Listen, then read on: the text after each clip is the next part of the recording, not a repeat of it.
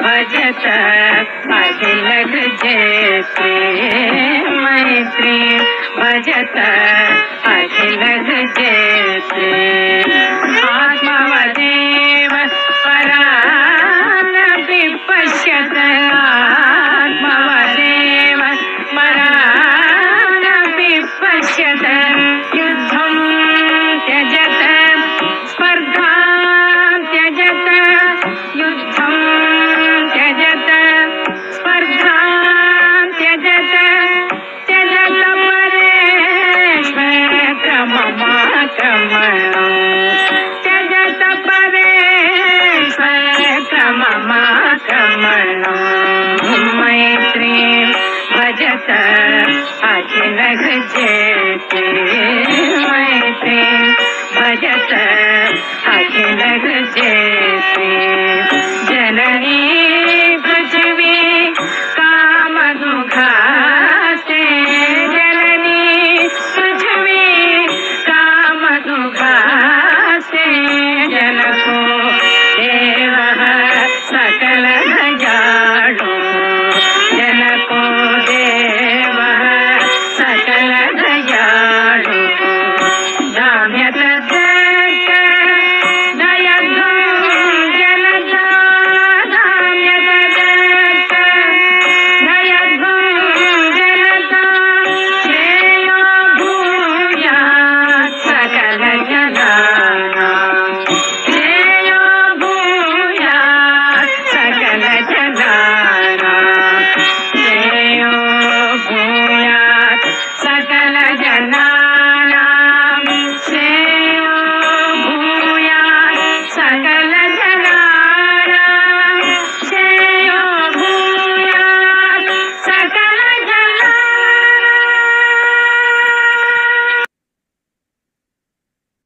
நேயர்கள் அனைவருக்கும் வணக்கம். இது ஞாயிறுதோறும் முழங்கும் ஞானமயம் ஒலிபரப்பு.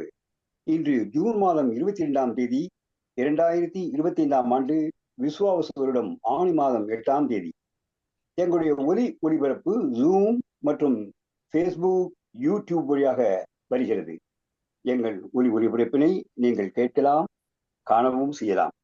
இன்றைய இறைவணக்கத்தை திருமதி ஜெயந்தி சுந்தர் குழுவினைச் சேர்ந்த திரு சீனிவாசன், திருமதி அருணா சீனிவாசன் அவர்கள் வழங்குகிறார்கள். பின்னர் உலக இந்து செய்தி விடலை லண்டனிலிருந்து லதா யோகேஷ் அவர்கள் வழங்குகிறார். அவரைத் தொடர்ந்து ஆலயம் அறிவோம் தொடரில் திரேம்பகேஸ்வரர் ஜோதிர்லிங்க தலம் பற்றி பெங்களூரிலிருந்து திருமதி சித்ரா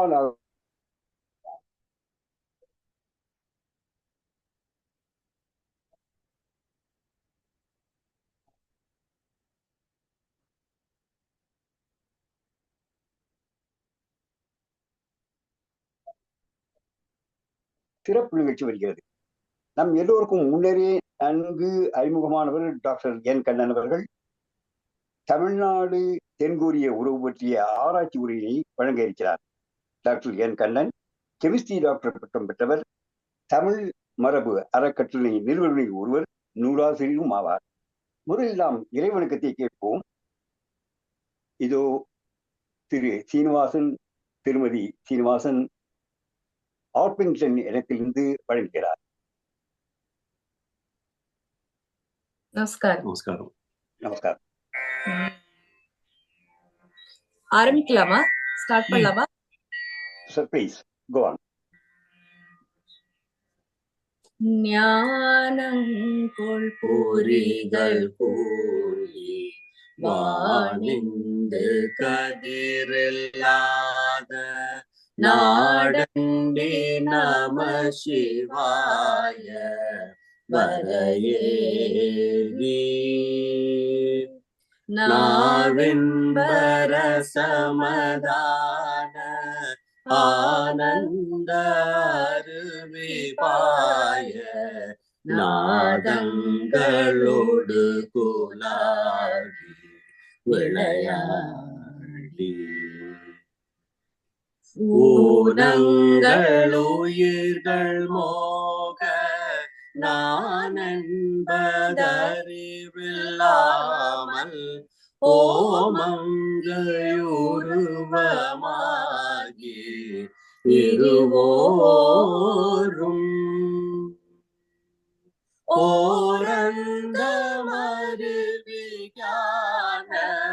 மாவிஞ்சை முதுகினேரி லோகங்கள் வளமதாட அருள் தாரா தேனும் பொழிதழிதாகி தாரிந்து சலிலவேடி சீரங்களனது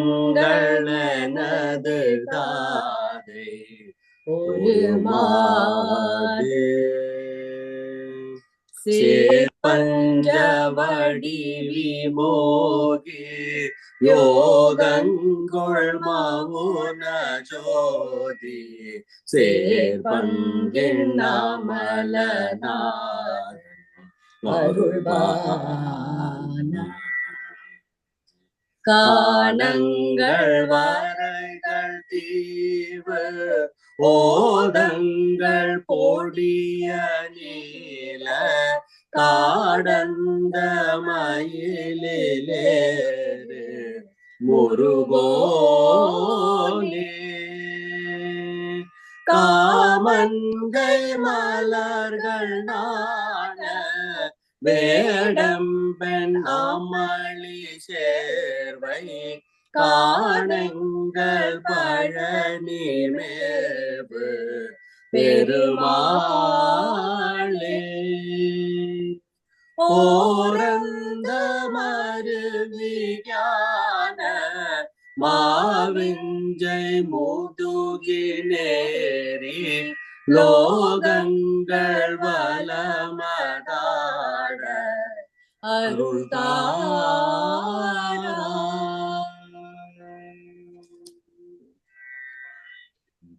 நன்றி திருமதி அருணா சீனிவாசன். திரு சீனிவாசன் அவர்களே, நேயர்கள் கேட்டது ஆர்பிங்டன் நகரிலிருந்து திருப்புகழ் குழுவைச் சேர்ந்த திருமதி அருணா சீனிவாசன் அவர்களும் வழங்கிய திருப்புகழ் நிகழ்ச்சி. மீண்டும் வருக. நன்றி, வணக்கம். நேயர்களே, நாம் அடுத்தபடியாக உலக இந்து செய்தி மடலை கேட்க இருக்கிறோம். லண்டனிலிருந்து லதா யோகேஷ் அவர்கள் உலக இந்து செய்தி மடலை வழங்குகிறார். இதோ உலக இந்து செய்தி மடல்.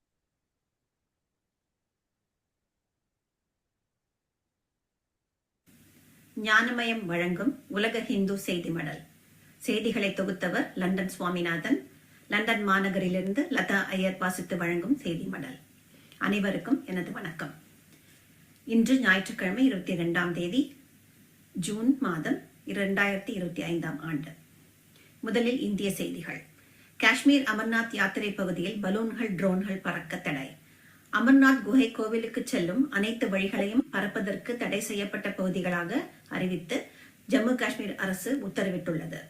இது குறித்து ஜம்மு காஷ்மீர் உள்துறை அமைச்சகம் பிறப்பித்த உத்தரவில் தெரிவிக்கப்பட்டுள்ளதாவது: இந்த ஆண்டுக்கான அமர்நாத் யாத்திரை ஜூலை 3 தொடங்கி ஆகஸ்ட் 8 நிறைவடைகிறது. இதையடுத்து யாத்திரைக்கான பாதுகாப்பை பலப்படுத்த தீவிர நடவடிக்கை எடுக்கப்பட்டு வருகிறது.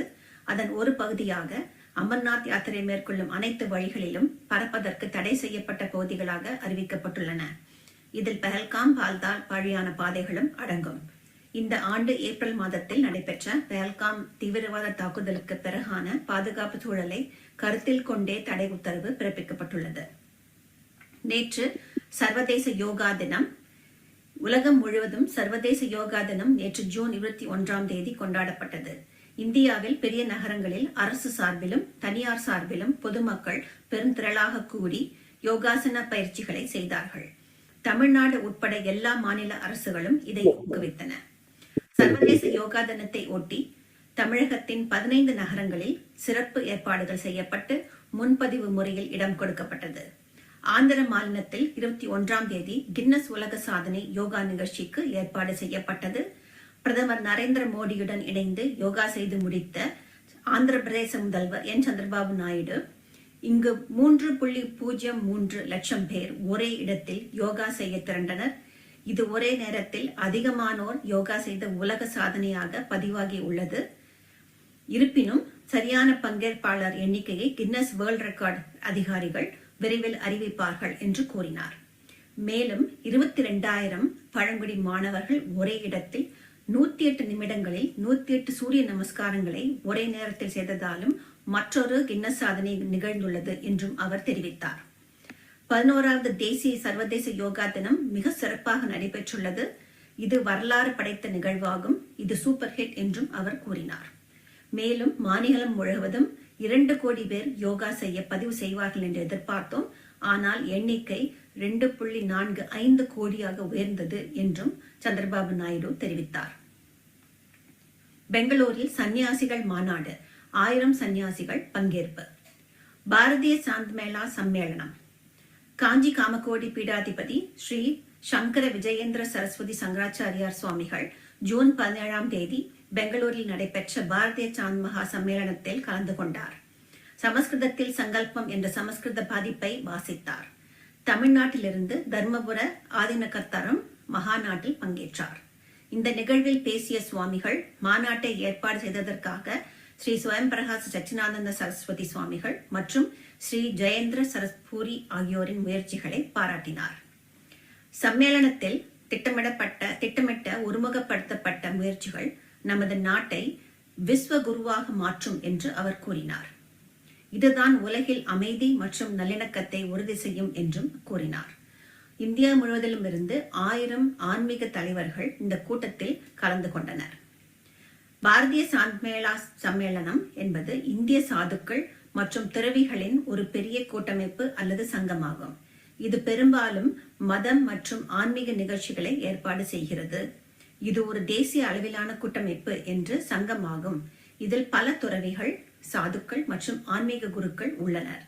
இந்த சம்மேளனம் மதம் மற்றும் ஆன்மீக நடவடிக்கைகளை ஊக்குவிப்பதற்கும் சமூகத்தில் நல்லிணக்கத்தையும் ஒற்றுமையையும் ஏற்படுத்துவதற்கும் தர்மத்தை நிரப்புவதற்கும் நிறுவப்பட்டுள்ளது. கோவை மாரியம்மன் கோயில் சிலைகள் சேதப்படுத்தப்பட்ட விவகாரம். அண்ணாமலை கண்டனம். கோவை சின்னியம்பாளையம் லேக் மாரியம்மன் கோயிலில் 100 ஆண்டு கால பழமையான சிலைகளை விஷமிகள் சேதப்படுத்தினர். இதற்கு பாரதிய ஜனதா கட்சியின் தேசிய பொதுக்குழு உறுப்பினர் அண்ணாமலை கண்டனம் தெரிவித்துள்ளார். அவர் விடுத்துள்ள பதிவில், இந்த பகுதி மக்கள் காலம் காலமாய் வணங்கி வரும் அம்மன் ஆலயத்தின் சிலைகளை உடைத்து சமூக பதற்றம் ஏற்படுத்துவதை நோக்கமாக தெரிகிறது என்றும் தெரிவித்தார். உடனடியாக கோவில் சிலைகளை உடைத்த சமூக விரோதிகளை கைது செய்து கடும் நடவடிக்கை எடுக்க வேண்டும் என்றும் இதன் பின்னணியில் யார் உள்ளனர் என்பதையும் கண்டறிந்து கடும் நடவடிக்கை எடுக்க வேண்டும் என்றும் அண்ணாமலை வலியுறுத்தியுள்ளார். மதுரையில் மாபெரும் முருக பக்தர்கள் மாநாடு. கடந்த சில மாதங்களாக மாநிலம் முழுவதும் பரப்புரை செய்யப்பட்டு எல்லா மதத்தின் தலைவர்களுக்கும் அரசியல் தலைவர்களுக்கும் அழைப்புதல் வழங்கப்பட்ட பெரிய மகாநாடு இன்று ஞாயிற்றுக்கிழமை மதுரையில் நடந்து கொண்டிருக்கிறது. பல்லாயிரம் மக்கள் இதில் பங்கேற்றனர். இதையொட்டி நடந்த கந்தசஷ்டி பாராயணத்திலும் பல்லாயிரம் பேர் பங்கு கொண்டனர். அறுபடை வீடு கண்காட்சியை பார்க்க கடந்த சில தினங்களாக மக்கள் வந்து சென்ற வண்ணம் உள்ளனர். முருக பக்தர்கள் மாநாட்டு திடலில் அறுபடை வீடு மாதிரிகள் அமைப்பு. மதுரையில் முருக பக்தர்கள் மாநாட்டில் முருகனின் அறுபடை வீடுகளின் மாதிரி அமைக்கப்பட்டு பக்தர்கள் தரிசனத்துக்கு அனுமதி வழங்கப்பட்டது. மதுரை பாண்டி கோயில் அருகே அம்மா திடலில் இந்து முன்னணி சார்பில் முருக பக்தர்கள் மாநாடு நடைபெறுகிறது. இதையொட்டி மாநாட்டு வளாகத்தில் முருகனின் அறுபடை வீடுகளின் மாதிரிகள் அமைக்கப்பட்டுள்ளன. இந்த மாதிரி அறுபடை வீடுகளை புதுச்சேரி உள்துறை அமைச்சர் நமச்சிவாயம் திறந்து வைத்தார். முருகனின் அறுபடை வீடுகளாக திருப்பரங்குன்றம், திருச்செந்தூர், பழனி, சுவாமிமலை, திருத்தணி, சோலைமலை முருகன் கோயில்களின் கோபுரங்களுடன் தனித்தனியாக மாதிரி கோவில்கள் அமைக்கப்பட்டுள்ளன. இந்த மாதிரி கோவில்களில் அறுபடை வீடுகளின் மூலவர் அப்படியே காட்சிப்படுத்தப்பட்டுள்ளார். அறுபடை வீடுகளில் பூஜிக்கப்பட்ட வேல்களை மூலவர் கையில் பிடித்தபடி காட்சி அளிக்கிறார். தினமும் காலை மாலையில் 2 மணி நேரம் பூஜை செய்யவும் பிரசாதம் வழங்கவும் ஏற்பாடு செய்யப்பட்டுள்ளது. தினமும் பக்தர்களை ஒழுங்குபடுத்தும் பணியில் இந்து முன்னணியினர் ஈடுபட்டுள்ளனர். பக்தர்கள் கந்தசஷ்டி கவசம், திருப்புகழ் பாடி வருகின்றனர். திருப்பதியில் ஒரு நாள் உண்டியல் காணிக்கை 4.5 கோடி. கடந்த வாரத்தில் திருப்பதி பாலாஜி வெங்கடாஜலபதி கோவிலில் ஒரே நாளில் சுமார் 85,000 பேர் சுவாமி தரிசனம் செய்ததாக தேவஸ்தானம் அறிவித்துள்ளது. அன்றைய தினம் மட்டும் வசூல் 4.5 கோடி ரூபாய் என்றும் அறிவித்துள்ளது. ராமேஸ்வரத்தில் 108 அடி உயர ஆஞ்சநேயர் சிலை கட்டும் பணி 50% நிறைவு. ராமேஸ்வரம் சங்கமால் கடற்கரையில் ஒரு அமைப்பு சார்பில் சுமார் 100 கோடியில் 108 அடி உயரத்தில் ஆஞ்சநேயர் சிலை கட்டும் பணியானது கடந்த 2 ஆண்டுகளுக்கு மேலாக நடந்து வருகின்றது. இதில் பாதி வேலை முடிந்துவிட்டது. இதை கட்டி முடிக்க இன்னும் பல மாதங்கள் ஆகும். இனி சில வெளிநாட்டு செய்திகள். மோடிக்கு சமஸ்கிருத இலக்கண புத்தகத்தை பரிசீலித்த குரோவேஷியா பிரதமர். குரோவேஷியா விமான நிலையம் சென்றடைந்த பிரதமர் மோடிக்கு அந்நாட்டு சார்பில் உற்சாக வரவேற்பு அளிக்கப்பட்டது. குரோவேஷியா பிரதமர் ஆண்ட்ரேஜ் பென்கோவிச் விமான நிலையத்திற்கு நேரில் சென்று பிரதமர் மோடியை வரவேற்றார். இந்த சந்திப்பின் போது வரலாற்றில் முதல் முறையாக அச்சிடப்பட்ட சமஸ்கிருத இலக்கண புத்தகத்தின் பிரதியை பிரதமர் மோடிக்கு பென்கோவிச் பரிசீலித்தார். இது குறித்த எக்ஸ் தளத்தில் அவர் வெளியிட்டுள்ள பதிவில், விஞ்ஞானி மிஷனரியுமான பிலிப் வெஸ்டன் லத்தீன் மொழியில் 1790ஆம் ஆண்டு எழுதி முதல் முறையாக அச்சிட்ட சமஸ்கிருத இலக்கண புத்தகத்தின் பிரதியை இந்திய பிரதமர் மோடியிடம் வழங்கினேன். பிலிப் வெஸ்டன் இந்தியாவில் வாழ்ந்த போது கேரள பிராமணர்கள் மற்றும் உள்ளூர் கையெழுத்து பிரதிகள் மூலம் அவருக்கு கிடைத்த தகவல்களின் அடிப்படையில் இந்த புத்தகம் எழுதப்பட்டுள்ளது. இது குரோவேஷியாவிற்கும் இந்தியாவிற்கும் இடையிலான ஆரம்பகால கலாச்சார உறவுகளின் அடையாளமாக விளங்குகிறது என்று கூறினார். இலங்கை சீதையம்மன் கோயிலில் நடைபெற்ற ராமர் திருக்கல்யாணம். இலங்கையில் உள்ள சீதையம்மன் கோயிலில் ராமர் சீதை திருக்கல்யாணம் வெகு விமர்சையாக நடைபெற்றது. இலங்கையின் நுவரெலியா மாகாணம் சீதா எலிய பகுதியில் உள்ள சீதையம்மன் கோவில் ராமாயணத்தில் அசோகவனம் எனப்படும் கூறப்படும் இடத்தில் உள்ளது. இங்கு சீதைக்காக கட்டப்பட்டுள்ள கோவிலில் ராம சீதா பிராட்டியின் திருக்கல்யாண உற்சவம் வெகு விமர்சையாக நடைபெற்றது. காலை 8 மணிக்கு கணபதி பூஜையுடன் சிறப்பு பூஜைகள் தொடங்கிய நிலையில் கன்னிகாதானம் மற்றும் திருமாங்கலை தான நிகழ்ச்சிகள் சிறப்பாக நடைபெற்றன. பின்னர் கோவிலில் புதிதாக அமைக்கப்பட்ட அனுமன் சிலையை ஆலய தலைவரும் நாடாளுமன்ற உறுப்பினருமான வேலுச்சாமி ராதாகிருஷ்ணன் திறந்து வைத்தார். இத்துடன் செய்திகள் நிறைவடைந்தன. உலக சிந்து மத செய்திகளை தொகுத்தவர் லண்டன் சுவாமிநாதன். லண்டன் மாநகரிலிருந்து லதா ஐயர் வாசித்த செய்தி மடல் இது. அடுத்த ஒளிபரப்பு ஜூன் மாதம் 29ஆம் தேதி லண்டன் நேரம் பகல் 1 மணிக்கும் இந்திய நேரம் மாலை 5:30 மணிக்கும் நடைபெறும். வணக்கம்.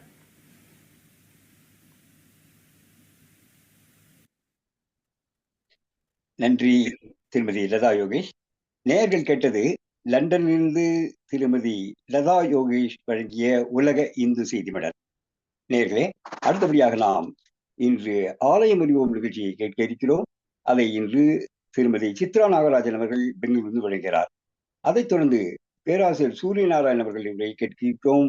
அதைத் தொடர்ந்து நூல் அறிமுகத்தை கோமதி கார்த்திகேயன் சென்னையில் வருகிறார். அதற்கு பிறகு நம்முடைய சிறப்பு நிகழ்ச்சி வருகிறது.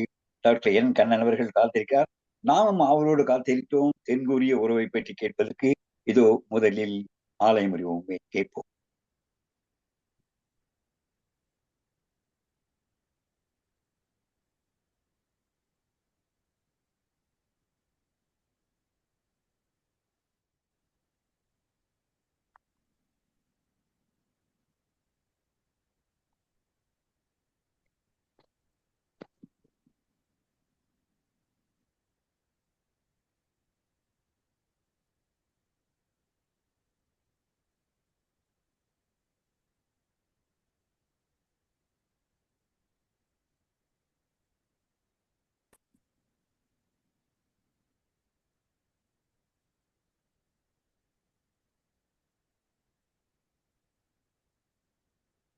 ஆலயம் அறிவோம் நிகழ்ச்சியை கேட்பதில் சிறு தடங்கள் இருக்கிறது. முதலில் சூரியநாராயணன் உரையை கேட்போம். பேராசிரியர் சூரியநாராயணன் அவர்கள் நமக்கு தமிழ் மொழி பற்றி பேச இருக்கிறார். அதை கேட்ட பிறகு ஆலயம் அறிவோம் தொடரை கேட்போம். இதோ சூரியநாராயணன் உரையை முதலில் கேட்போம்.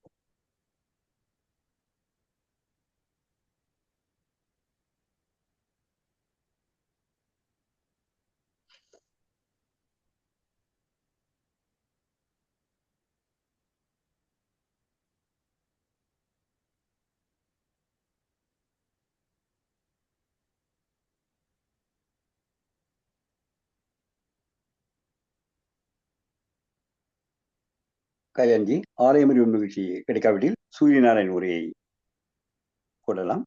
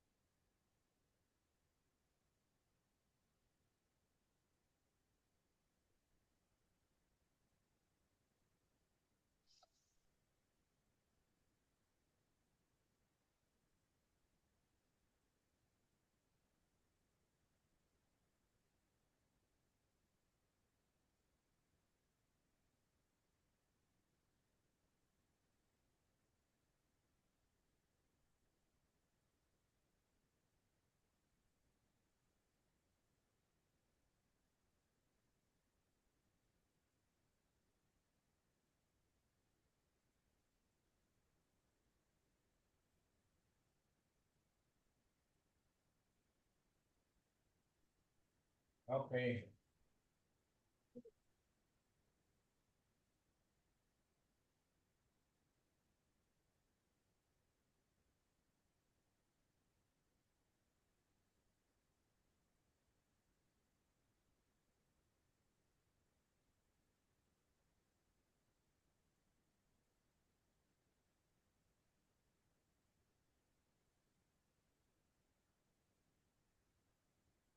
அனைவருக்கும் வணக்கம். உங்கள் புதிய படைப்புகள் எங்களுக்கு அனுப்பி வைத்தால் அது பற்றிய விளம்பரத்தை நாங்கள் இலவசமாக அறிவிப்போம். ஓரிரு நிபந்தனைகள் தான். நூலை நேரடியாக அனுப்ப முடியாதவர்கள் முன் அட்டை, பின் அட்டை, முகவுரை, முக்கியமாக பொருளடக்கம் ஆகியவற்றை எங்களுக்கு அனுப்பினால் போதும். புஸ்தகம் கடந்த ஓராண்டுக்குள் வெளியாகி இருப்பதோடு நமது பண்பாட்டை ஒட்டியதாக இருக்க வேண்டும். இந்த நூல் அறிமுகத்தை வெளியிடும் முடிவு ஞானமையம் ஆசிரியர் குழுவின் ஒப்புதலை பெற வேண்டும். கதைகள், கட்டுரைகள், கவிதைகள் பற்றிய நூல் விவரங்களை ஞானமையம் குழு அல்லது swami_48@yahoo.com இமெயிலுக்கு அனுப்பலாம். இன்று நாம் பார்க்க போகும் நூல் கடந்த சில நாட்களுக்கு முன்னர் வெளியான நூல். இதை pustaka.co.in என்ற முகவரியில் இருந்து பெறலாம். மீண்டும் ஒரு முறை pustaka.co.in. கடைசியில் உள்ள இன் என்பது இந்தியா என்பதன் சுருக்கம். நூலின் தலைப்பு சம்ஸ்கிருத மொழி உலகிற்கு அளித்த நன்கொடை. எழுதியவர் லண்டன் சுவாமிநாதன். வெளியிட்ட நாள் ஜூன் 2025. முன்னுரை. தமிழ் ஒரு கடல் என்றால் சமஸ்கிருதம் ஒரு சமுத்திரம். அந்த மொழியில் உள்ள நூல்கள் எல்லாவற்றையும் எவரும் பட்டியலிட முடியாது. காரணம் என்னவெனில் அழிந்த நூல்கள் ஏராளம். ஆனால் அவற்றில் உள்ள ஓரிரு விஷயங்கள் மட்டும் மேற்கோள் காட்டப்படுகிறது. சமயம், மருத்துவம், ஜோதிடம், வானியல், பாலியல், சிற்ப சாஸ்திரம், அறிவியல், இலக்கியம், இலக்கணம், சங்கீதம், நடனம், நாடகங்கள், கவிதைகள், கதைகள், நியாயங்கள், சுபாஷிதங்கள் என்று ஒவ்வொரு துறையிலும் எண்ணற்ற நூல்கள் உள்ளன. இவை எல்லாவற்றையும் எவராலும் படித்திட முடியாது. ராமாயணத்தை படிப்பது போல மகாபாரதத்தின் 1,00,000 ஸ்லோகங்களையும் சம்ஸ்கிருதத்தில் முழுதும் படித்தவர்கள் விரல் விட்டு எண்ணிவிடலாம். என்ன அந்த மொழியில் இருக்கிறது என்று தெரிந்து கொண்டால் இயன்ற அளவு மொழி பெயர்ப்பிலாவது படிக்கலாம். ஒரே மொழியை தெரிந்து கொண்டு கிணற்று தவளை போல ஒலி எழுப்புவது நகைப்புக்கு இடம் கொடுக்கும். இந்த நூலில் முக்கிய புத்தகங்களின் ஒரு சாம்பிள் மாதிரி மட்டும்தான் கொடுக்கப்பட்டுள்ளது. ஆர்வம் உடையோர் புத்தகங்களை வாங்கி படிக்கலாம். அன்புடன் லண்டன் சுவாமிநாதன். ஜூன் 2025. swami_48@yahoo.com. பொருளடக்கம். பிள்ளையாரை முதலில் வணங்குவது ஏன்? காளிதாசன் வியப்பூட்டும் ஓமை பட்டியல். சமஸ்கிருத மொழி உலகிற்கு அளித்த நன்கொடை. ஒரு சின்ன சர்வேதான். 1. சமஸ்கிருத மொழி உலகிற்கு அளித்த நன்கொடை ஒரு சின்ன சர்வேதான். 2. சமஸ்கிருத மழை பொழிந்த 60 கவிஞர்கள். Part 1 to part 7. ரிக்வேதத்தை முதலில் மொழிபெயர்த்தவர் யார்?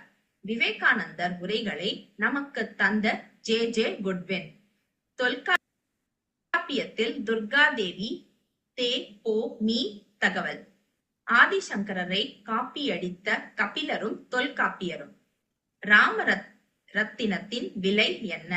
James bond. 7. தொடர்கதை இந்து. ஷேக்ஸ்பியர் மீது தாகூர் எழுதிய கவிதை. நள்ளிரவில் நான் எழுதிய கவிதை.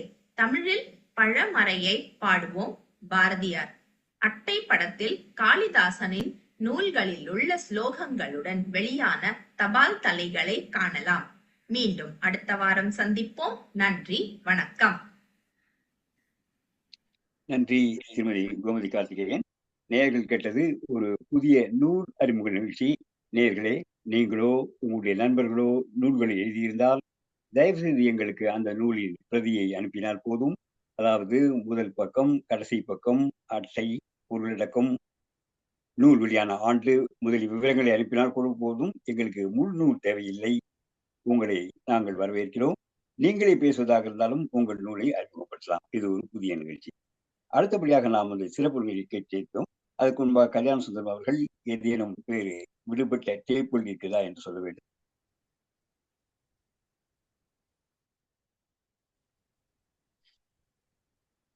ஓகே, அடுத்தபடியாக நாம் நம்முடைய சிறப்பு நிகழ்ச்சிக்கு செல்வோம்.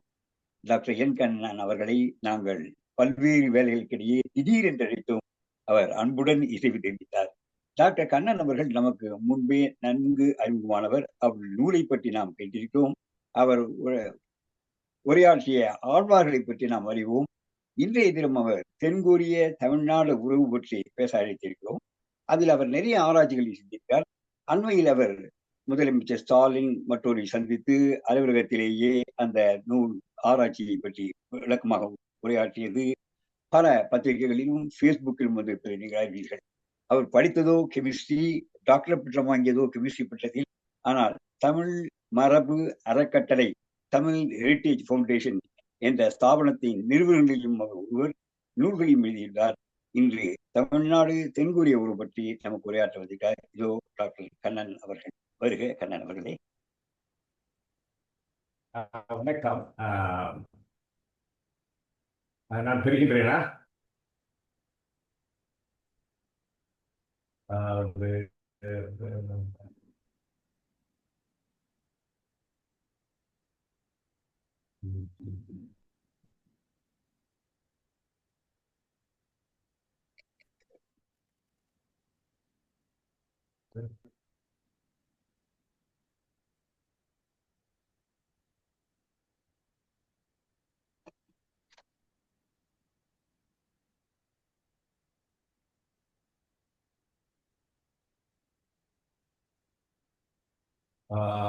ஹலோ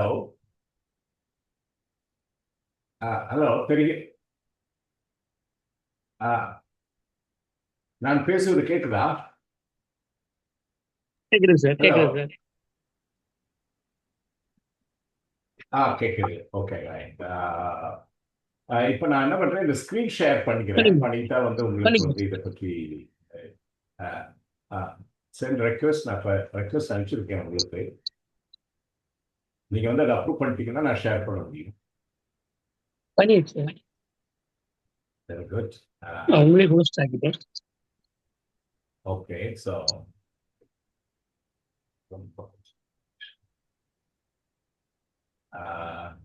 நீங்க ஸ்கிரீன் ஷேர் பண்ணிக்கலாம் சார். Right. Okay. So,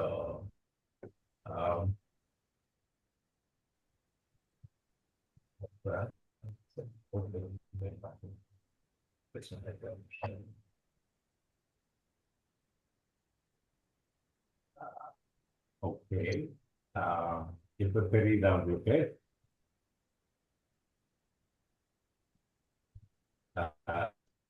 இப்போ தெரியுதா? Do you see that?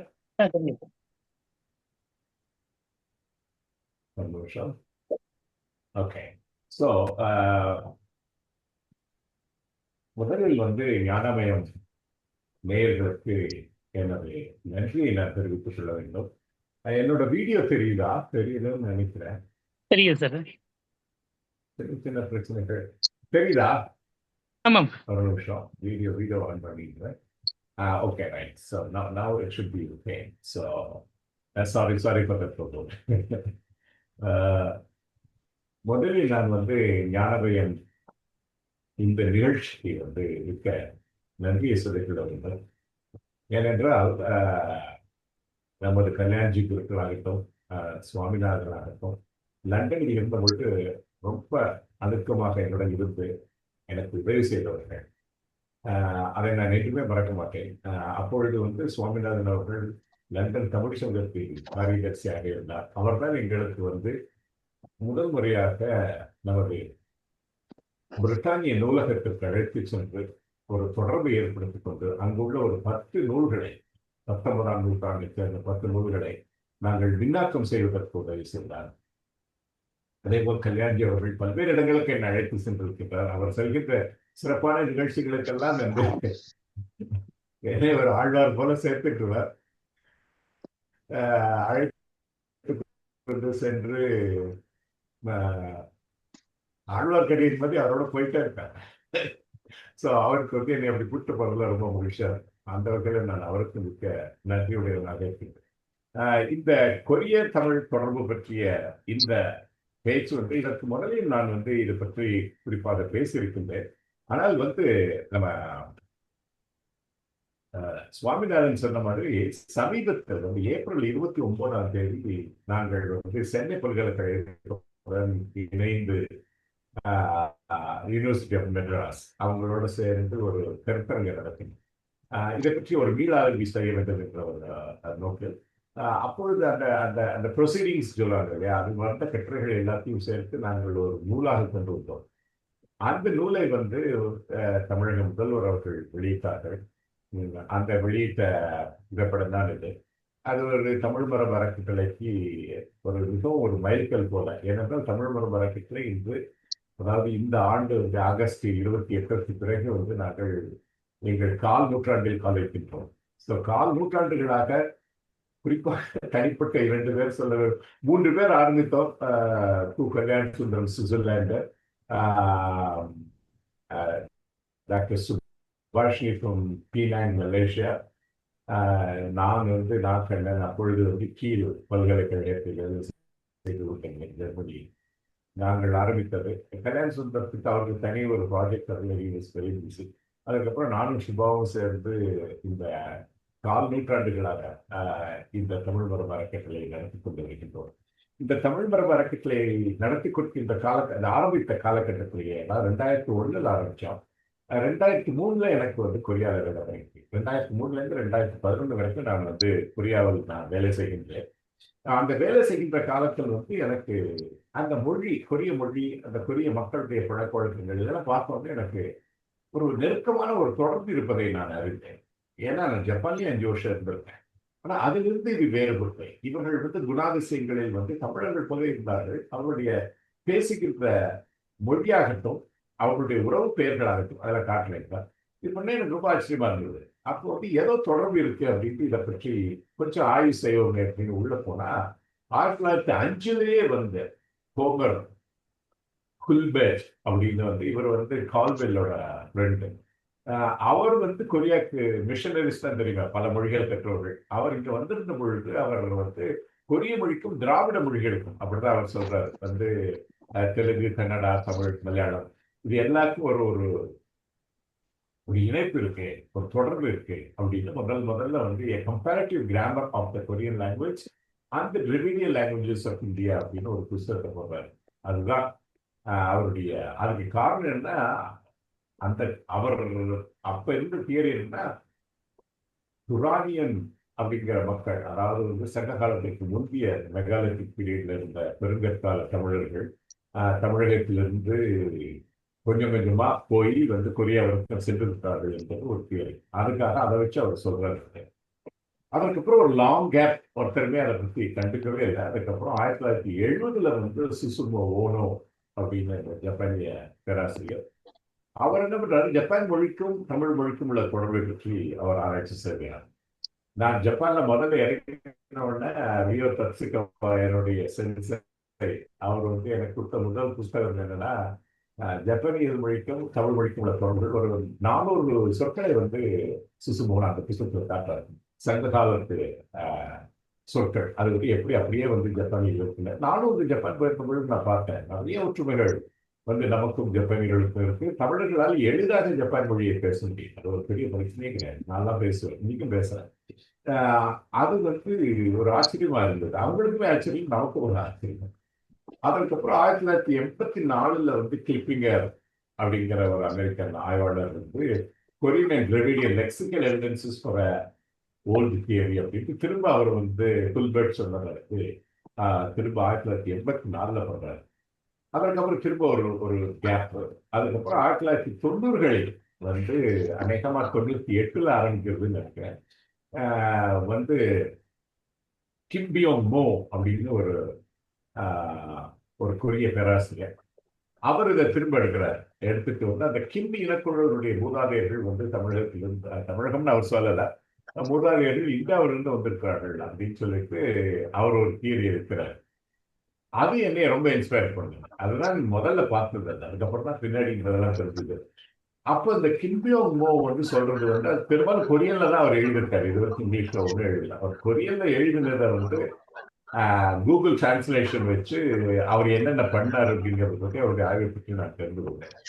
So நான் 2003 போன உடனே நான் கொரியாவில் இருக்கேன். 2006 வந்து நாங்கள் தமிழ் மரம் அறக்கட்டளையுடைய மின் தமிழ் அப்படின்னு ஒரு மடலார் குழு இருக்கு.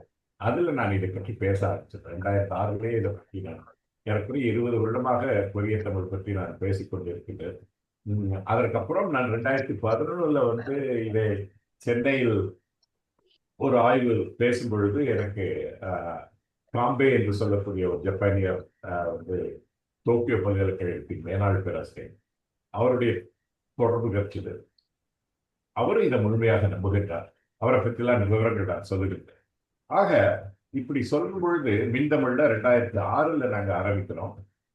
அதற்கப்புறம் 2016 ஒரு 10 வருஷம் ஆச்சு இதெல்லாம் எஸ்டாப்ளிஷ் பண்ணி சொல்றதுக்கு. ஆனா 2010 பார்த்தீங்கன்னா வந்து செம்மொழி மாநாட்டில் இதை பற்றி நான் முதல் முறையாக பெரிய அளவில் பேசுகிறேன். அங்கே ஒரு 5000 பேர் இருப்பாங்க. நான் பேசும்பொழுது அந்த மீட்டிங்ல எல்லாருக்கும் ரொம்ப ஆச்சரியம். கொரிய மொழிக்கும் தமிழ் மொழிக்கும் என்ன தொடர்பு, கொரிய மக்களுக்கும் தமிழ் மக்களுக்கும் அவங்க வேற நம்ம வேற எப்படி அப்படிங்கிற மாதிரி வருது. அப்போ அதுக்காகவே 2016 நாங்கள் ஒரு பைலிங்குவல் ட்ரீட்டிஸ் ஒன்று கொண்டு வந்தோம். அதில் வந்து விவரமாக வந்து தமிழ் ஆங்கிலம் ரெண்டுலேயும் சேர்த்து கொரியாவுக்கும் அந்த காயா என்று சொல்லக்கூடிய அந்த கொரிய ஃபெடரேஷனுக்கும் பாண்டிய நாட்டுக்கும் உள்ள தொடர்புகளை பற்றி அது விரிவாக முதல் முறையாக நான் பேச ஆரம்பிக்கின்றேன். 2018 வந்து கொரியாவின் தமிழ் ராணின்னு ஒரு நூல் போடுறேன். இது வந்து ஆழிப்பதிப்பகம் வெளியிட்டது. அது அதோட பெஸ்ட் செல்லரா இன்னைக்கு வந்து அது பெஸ்ட் செல்லரா இருக்கு அந்த அந்த நூல். அதற்கப்புறம் வந்து இது நான் சொல்லிட்டேன்.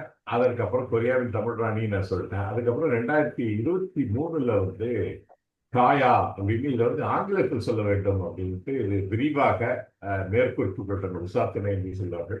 ரொம்ப விரிவாக எழுதப்பட்ட நூல் காயா த ஸ்டோரி ஆஃப் செம்பா இன் கொரியா அப்படின்னு சொல்லிட்டு இந்த அதே வந்து 2023 வந்து நான் இதில் கொரியாவின் தமிழ் ராணியை வந்து முதல் முறையாக தமிழில் இருந்து கொரிய மொழிக்கு மொழிபெயர்த்திருக்கேன்.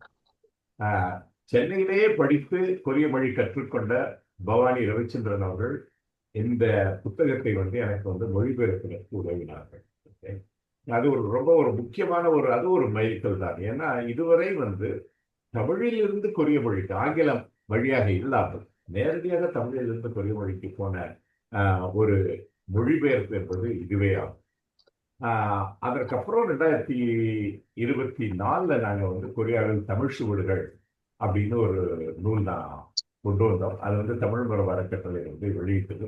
இது வந்து அந்த காயாங்கிற அந்த இங்கிலீஷோட தமிழ் வெர்ஷன். இப்ப சமீபத்தில் நான் சொன்ன மாதிரி தூரக்கிழக்கில் தமிழ் ஆய்வுகள் கொரியா அப்படின்ட்டு இது ஒரு பைலிங்குவல் புக்கு தான். அது தமிழ் ஆங்கிலம் ரெண்டும் சேர்த்த இதை வந்து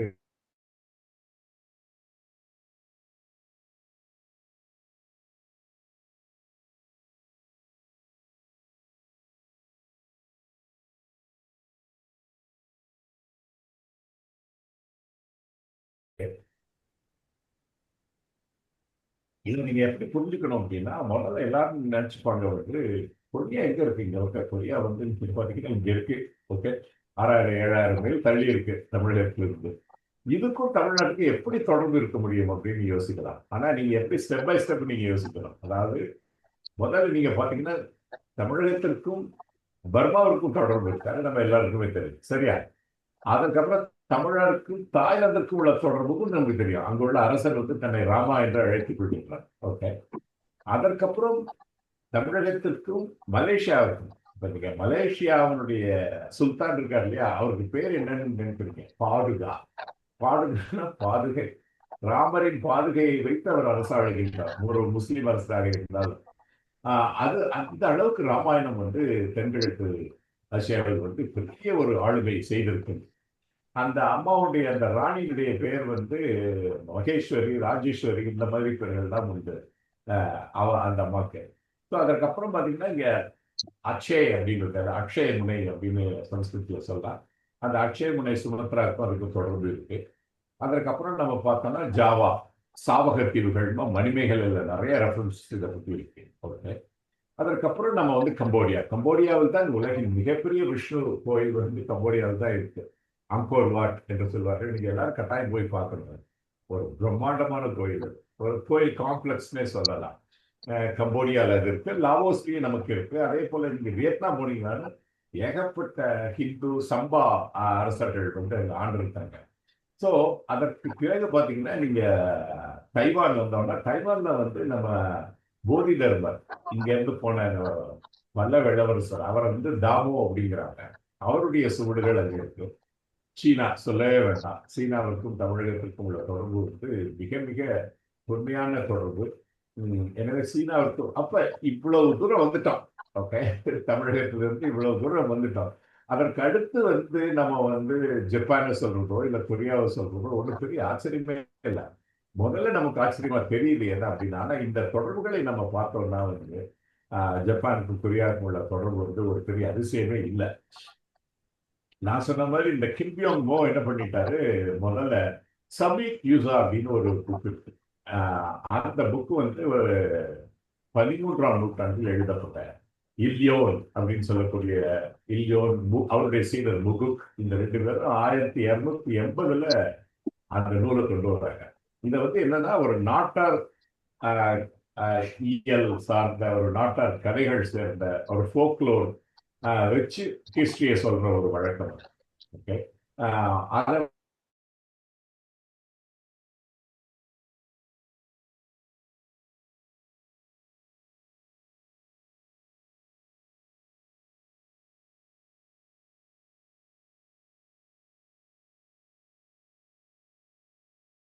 இந்த ஜேசோன் அரசர்கள் இருக்கும் பொழுது அங்கிருந்து வந்து இந்த இதை வந்து உடன் பிளாக்ஸ்ல இருந்தது. அந்த உடன் பிளாக்ஸ்ல இருந்ததை வந்து நூல் வடிவுக்கு கொண்டு வராங்க.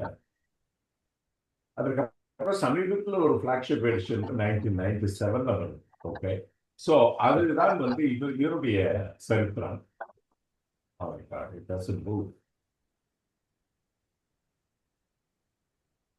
ஓகே, இவர் என்ன பண்றாரு, இந்த 1997 இந்த ஃபிளாக்ஷிப் எடிஷன் வருது. அதை வாசிச்சதுக்கு அப்புறம் அவருக்கு தோணுது, அவருடைய மிச்ச கொரியன்ஸை பார்க்கறப்போ அவர் கொஞ்சம் நிறம் நம்ம மாநிறமா இருக்கும். அது என்னடான ஒரு ஆராய்ச்சி பண்ற போது தான் தெரிஞ்சது இவருடைய மூதாதையர்கள் இந்தியாவிலிருந்து இருக்காங்க. அவருடனே நேரம் போய் அயோத்தியால போய் அவர் என்ன பண்ணிட்டாரு, ஒரு நினைவாலயம் அந்த அம்மாவுக்கு உருவாக்கிட்டாங்க. ஏன்னா அந்த கதையில வந்து I come from the land of Ayuta அப்படிங்கிறார். அயுத்தாங்கிறது ஒரு அயோத்தியான்னு நினைச்சுட்டாரு. அது ஒரு தவறான புரிதல் அவருக்கு.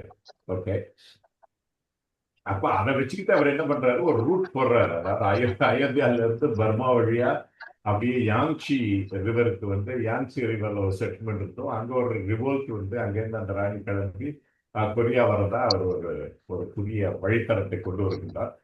ஆனா அது தவறு என்று நான் வந்து பின்னால் நான் நிரூபித்து இருக்கேன். அதுதான் இந்த 25 வருடத்துல செய்த பெரிய ஒரு இது என்னன்னா, அவ வந்து அயோத்தியால இருந்து வந்த பொண்ணல்ல, அவள் வந்து ஒரு தமிழச்சி அப்படிங்கிறத நான் முதல் முறையா 2006 வந்து மின் தமிழ்ல எழுத ஆரம்பிச்சேன். அப்ப அவளை ஏன் தமிழச்சின்னு சொல்லணும் அப்படிங்கிறதுக்கான ஆதாரங்களை கொஞ்சம் கொஞ்சமா திரட்டாருங்க. அதுல முக்கியமான ஆதாரமா நம்ம சொல்லக்கூடியதுன்னா, நம்ம வந்து அப்பாவை வந்து தந்தையை நாம் அப்பா என்கின்றோம், தாயை நாம் வந்து அம்மா என்கின்றோம். கொரியர்களும் அப்படியே தான் அம்மா அப்பா அப்படின்னு தான் சொல்றாங்க. ஓகே, இப்போ வந்து அப்புச்சி அப்படின்னு சொல்ற வழக்கம் உண்டு. அப்புச்சின்னா அப்பாவை சொல்றாங்க, ஆபோஜி அப்படின்னு சொல்ற வழக்கம் அமையும். ஓகே, அதே போல அம்மா அம்மா அப்படிங்கிறது. இப்போ வந்து நம்ம வந்து மனைவியை வந்து நம்ம தாயை அன்னைன்னு சொல்றோம், அவங்க அணை அப்படின்னு சொல்றது வந்து மனைவி. ஓகே, இப்போ அத்தை இருக்கா, அத்தையை வந்து அவங்க அஜுமா அப்படிங்கிறாங்க, அஜுமா அப்படிங்கிறது. அதே போல எல்டர் சிஸ்டருக்கு பேரு ஒன்னி, நம்ம அண்ணிங்கிறோம், அவங்க ஒன்னி அப்படிங்கிறாங்க. அதே போல ஓப்பா அப்படின்னா வந்து எல்டர் பிரதர். இந்த மாதிரி நிறைய வார்த்தைகள் வந்து ரொம்ப மிக ஆச்சரியமான வகையில அம்மா அப்பா ஒன்னி அன்பு ஆமா பல் புல் வா நம் உள்ள ஒண்ணு அப்பாடா ஐயோ கமகமா கொஞ்சம் கொஞ்சம் செப்பும் செப்பும் அப்படின்னா இது எல்லாமே வந்து தமிழுக்கும் அதற்கும் உள்ள அப்படியே அதே வார்த்தைகள் வந்து அவர்கள் பயன்படுத்தக்கூடிய ஒரு வார்த்தைகள். அந்த ராணிக்கு ஒரு நினைவு ஒன்று போட்டிருக்காங்க. அதுல பாருங்க, அந்த அம்மா வந்து தலையில சூடி இருக்கக்கூடிய அந்த கிரீடம் வந்து மிக பழமையான ஒரு நடுகள். அந்த நடுகள்ல இருந்து தான் நமக்கு வந்து பின்னாடி இவர் வராக அவதாரத்தினுடைய இது அவர் அப்படி கையில வச்சிருந்திருக்கு. சிந்து சமவெளியிலாம் இந்த ஆதாரங்கள் கிடைக்குது. அதைத்தான் வந்து தலையில வந்து அவர் ராணி வந்து வச்சுட்டு இருக்கார். அது ஒரு ஆச்சரியமான ஒற்றுமை. அதை விட இன்னும் வந்து புல்பெட் சொல்றது என்னன்னா வந்து இந்த திராவிட மொழியை தான் அடுத்து உள்ளதுன்னா, இப்ப நான் அப்படின்னு சொல்றோம், தன் சுட்டு. ஓகே, நான் அங்கே நான் அப்படின்னு தான் சொல்லுவாங்க. ஓகே, நாயும் அப்படின்னா நானே, நாக அப்படின்னா எனக்கு, நீயோனா நீ. சோ இதெல்லாம் வந்து ஏறக்குறைய தன்னை சுட்டுவது, பிறரை சுட்டுவது, இதெல்லாம் ரொம்ப அடிப்படையாக மொழி ஒற்றுமைகள் அப்படின்னு புல்பெட் சொல்றாரு.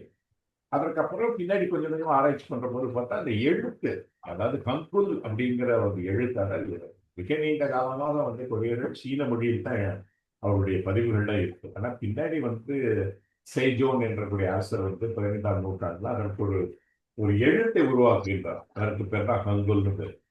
அந்த எழுத்து உருவாக்கத்தை பார்த்தீங்கன்னா அதற்கும் தமிழ் நெடுங்கடத்திற்கும் மிக நெருங்கிய தொடர்பு இருக்கு. அதை வந்து நான் மிக விரிவாக நான் அதை பற்றி பேசியிருக்கேன். இப்ப பாத்தீங்கன்னா பாருங்களேன், தமிழ் நடுங்கணக்கு வருது. தமிழ் நடுங்கணக்குல உயிரும் மெய்யும் சேர்ந்தால் உயிர் எல்லாத்துக்கும் தெரியும். இக்கு பிளஸ் ஆக்கா அப்படின்றோம். இப்ப அதே போலதான் நீங்க பாத்தீங்கன்னா இந்த கொரியன்ல பார்த்தா இப்ப நான் இருக்குன்னு வச்சுக்கோங்க, அப்படின்னு பார்த்தா நான். ஓகே, அதே போல டாக் வந்து இட் பிளஸ் ஆட்டா. அதே போல தமிழ்ல என்ன இருக்கோ அதெல்லாம் வந்து அப்படியே வந்து கொரிய நெடுங்கணக்குல வந்து வருது. ரொம்ப ஆச்சரியமான இது. அவர்கள் இன்னும் எழுத்த குறைச்சிட்டாங்க. 49 வச்சுக்கிறோம், அவங்க வந்து அதை 110 குறைச்சு. இந்த எழுத்தை அவர் எப்படி உருவாக்கினாங்க பாருங்களேன். நம்ம லாவை எப்படி போடுறோம் ஹரிசான்டலா, அவங்க வெர்டிகலா லா. ஓகே, நம்ம மா போடுறோம், அந்த மாலை ஒன்று வா. ஓகே, அதே போல கா டா நா இதெல்லாம் நம்மளுடைய ஆவும் அவங்களுடைய ஆவும் பார்க்க ஏறக்குறைய தமிழுடைய ஆ போலவே இருக்கும். அப்ப இந்த எழுத்துக்களுக்கு வந்து தமிழ் என்று சொல்லக்கூடிய மிக தொன்மையான தமிழ் வரி வடிவத்துடன் ஒத்து போவது இன்னும் ஆச்சரியத்தது. உதாரணமாக இங்கேருந்து நீங்க பாத்தீங்கன்னா எப்படி வந்து கன்னட மொழி, தெலுங்கு மொழிகள்லாம் வந்து தமிழி என்ற அந்த ஆதி எழுத்துருவிலிருந்து உருமாறி வருகின்றன என்பது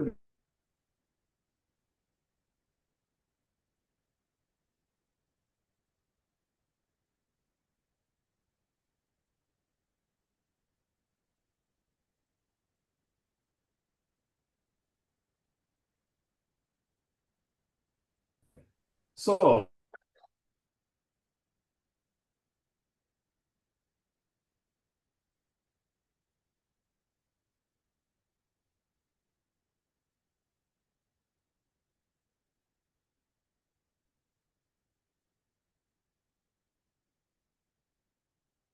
எங்களுக்கு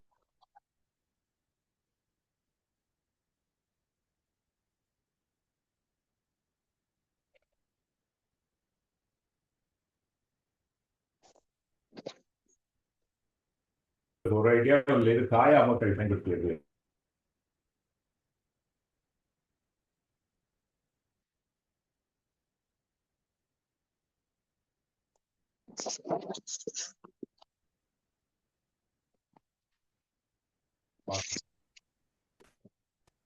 அது மட்டும் இல்ல, சாப்பாட்டே பாருங்க, நம்ம அடை சாப்பிடுறோம், அதை வந்து பாஜியான் அப்படிங்கிறாங்க. நம்ம கொழுக்கட்டை அப்படியே அதே கொழுக்கட்டை வந்து சாம்பியோன் அப்படின்னு சொல்லிட்டு கொரியால பண்ணிட்டு இருக்காங்க. நிறைய வாத்தியங்கள் நமது யாழ் வந்து அங்க அப்படியே வந்து காயாகும் அப்படின்னு சொல்லிட்டு அவங்க பயன்படுத்துறாங்க. நம்மளுடைய யாழ் தான் அது.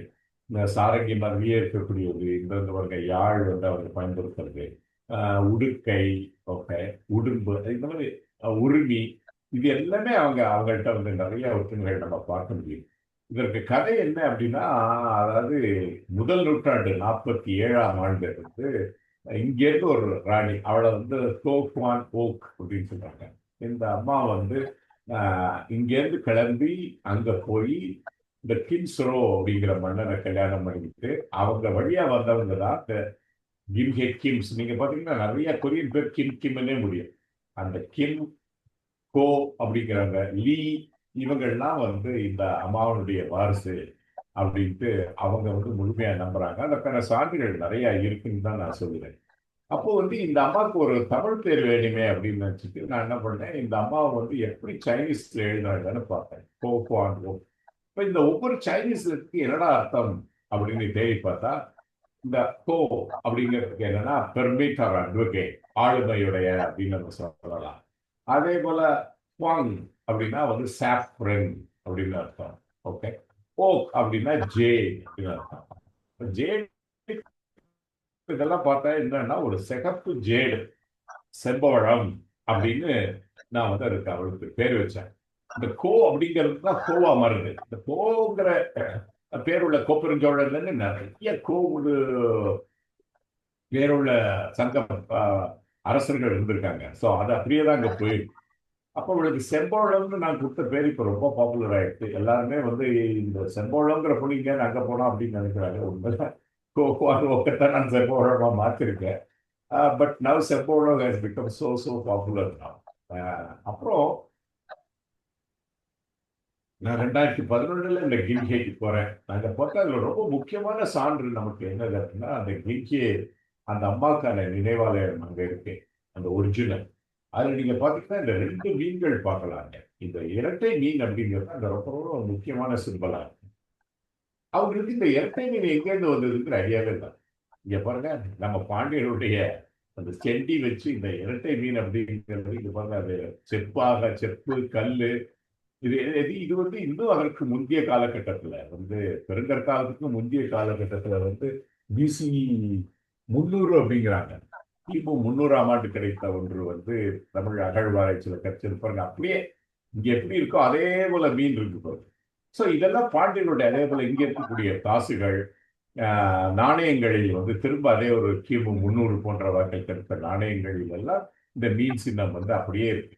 அதுதான் வந்து நம்ம வந்து கொரியாவில் பார்க்கக்கூடிய இந்த மீன் சின்னம். இந்த மீன் சின்னத்தை நீங்க வந்து தமிழ் கோயில்கள்ல, கபாலீஸ்வரர் கோயிலே இருக்கு. நீங்க அங்க போனீங்கன்னா என்னையோட குருக்களுக்கு நல்லா தெரியும். நீங்க அங்க போனீங்கன்னா இப்படி ஒரு சிம்பிள் இருக்கும். அங்க 2 மீன் ஒட்டிக்கிட்டு இருக்கிற மாதிரி ஒரு சிம்பிள் இருக்கும். ஓகே, 2 மீன். என்னடா இந்த சிம்பிள் அப்படி? இதே சிம்பிள் கொரியாலே அவங்க அதே போல 2 மீன் ஒட்டிட்டு இருக்கிறத பயன்படுத்துறாங்க. அது அப்படியே இன்யான் அப்படின்னு அந்த கொரிய கொடியினுடைய தேசிய சின்னமாக மாறு. இதுதான் நம்ம சிவசக்தியினுடைய இதைத்தான் நம்ம கோயில்களில் நம்ம அப்படி பயன்படுத்துறோம். ஆனா அதே இன்யான் அப்படின்னு சீன தத்துவ சொல்லி அது வந்து கொரியாவுடைய கொடியிலேயே இருக்கக்கூடிய அளவுக்கு அது வந்து இரட்டை மீன் தான் அந்த மாதிரி உருமாறி கொரியாவுடைய தேசிய சின்னமாக இருக்கின்றது. இது எப்படி சாத்தியப்பட்டிருக்கும் அப்படின்னு நீங்க யோசிச்சு பார்த்தீங்கன்னா, தமிழர்கள் அந்த காலத்துல இந்த ட்ரேடு கில்டு அப்படின்னு சொல்லுவாங்க. அந்த ட்ரேடு கில்டுங்கிறது தமிழ் வணிக சாத்துக்கள் அப்படிம்பாங்க. அது ஏகப்பட்ட சாத்துக்கள் உண்டு. நானாதேசிகள், 12ஆர், அத்திகோசத்தார், ஓகே, 5 வண்ணத்தார், இந்த மாதிரி மணிகிராமத்தார், இவங்க எல்லாம் ரொம்ப ஒரு வெல்நோன் ட்ரேடர்ஸ் அந்த காலத்துல வந்து இந்த கடலோடிகளாக இருந்திருக்கிறார்கள். அதனாலதான் நீங்க பாத்தீங்கன்னா வந்து இங்க கிடைக்கக்கூடிய முதுமக்கள் தாழி வந்து கொரியாவிலையும் கிடைக்குது. ஓகே, இங்க பார்க்கக்கூடிய கல்திட்டைகள், டால்மென்ஸ், அதெல்லாம் அங்கேயும் கிடைக்குது. ஓகே, அது மட்டும் இல்லாம கிம்கே என்ன பண்ணாருன்னா, அந்த நான் சொன்னேன் பாருங்க, கோக்வான் ஓ, அதுக்கு அதுக்கு காம்பே வேற ஒரு இன்ஃபர்மேஷன் கொடுக்குறாரு. என்னன்னா அந்த குவாங் ஓக் அப்படிங்கிறத வந்து சைனீஸ்ல இருந்து எப்படின்னா குவாங் யூ அப்படின்னு சொல்லுவாங்க. இந்த குவாங் யூங்கிறதும் அவன் பாண்டியர்கள் அப்படின்னு சொல்லக்கூடிய பழைய சைனீஸ் ஹான் யூ 2 ஏறக்குறைய ஒரே மாதிரி. ஸோ அவர் என்ன சொல்றாருன்னா, ஹான் யூ அந்த அந்த அம்மா வந்து சேர்ந்தவங்க தான் பாண்டிய நாட்டிலிருந்து வந்தவள்னு சொல்லியிருக்கா. அதுதான் ஹான் யூ வாங்கி கோஃபான் ஓக்கா வந்து மாறுங்குது அப்படிங்கிறது வந்து காம்பைனுடைய ஆய்வு. அது இல்லாமல் ஜெனட்டிக் ரிலேஷன்ஸ் இருக்கு அப்படின்ட்டு 2 பேராசிரியர்கள், கொரிய பேராசிரியர்கள் வந்து காமிச்சிருக்காங்க. நமக்கும் கொரிய மக்களுக்கும் உள்ள அந்த மரபணு தொடர்பு இருக்கு அப்படின்னு சொல்றாங்க. ஸோ இதெல்லாம் வச்சுக்கிட்டு தான் வந்து அடுத்த கட்டமா என்னென்ன செய்யலாம் அப்படிங்கிறதுக்கு நான் ஒரு 10 லிஸ்ட் கொடுக்குறேன். இப்போ அது நமக்கு முக்கியம் இல்லை. ஆக இதுல இருந்து என்ன தெரியுது அப்படின்னா வந்து நமக்கு வந்து ஏதோ ஒரு காலகட்டத்தில் அவங்க சொல்ற கணக்கே நம்ம வச்சுக்கிட்டோம்னா வந்து கிபி 47 தமிழகத்திலிருந்து நான் சொல்ற மாதிரி அவர் பேர் செம்பவழமா இருக்கலாம், இல்ல தால் அல்லாத ரத்னம் அப்படிங்கிறாங்க, கொரியாலா போகோ அனுங்கிறாங்க.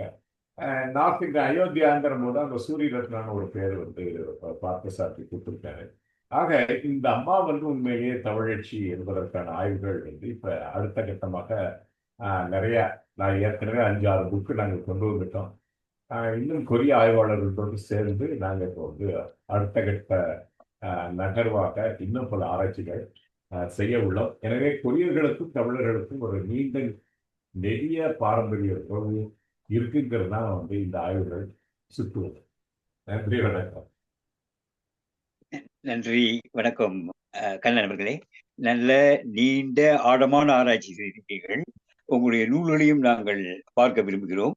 அதை எங்களுக்கு அனுப்பி வைத்தால் நாங்கள் அதை மதிப்புரை செய்வோம் என்று அன்புடன் கேட்போம். மீண்டும் வருகின்ற அன்புடன் கேட்போம். நன்றி, வணக்கம். நேயர்களே, இதுவரை நீங்கள் கேட்டது டாக்டர் கண்ணன் அவர்கள் வழங்கிய சொற்பொழிவு. தமிழ்நாடு தென்கொரிய உறவு பற்றி நமக்கு வழங்கினார். அவரை மீண்டும் வருகை என்று அழைக்கிறோம். நன்றி.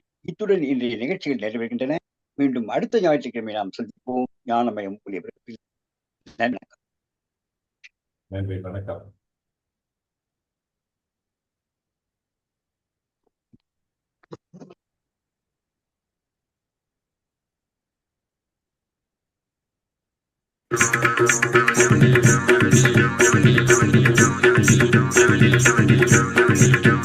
வாழ்க நிரந்தரம், வாழ்க தமிழ் மொழி, வாழிய வாழியவே.